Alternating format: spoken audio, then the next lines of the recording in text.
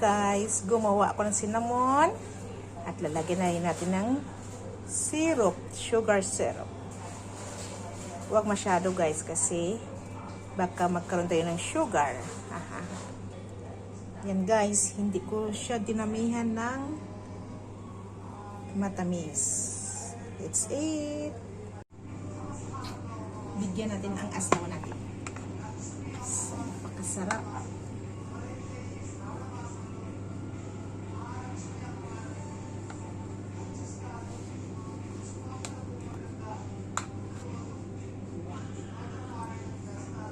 Binigay ko na yung asawa ko. Ngayon, tikman natin.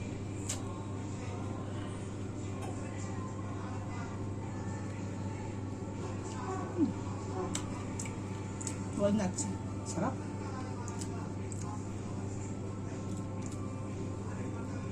Masarap pag mainit.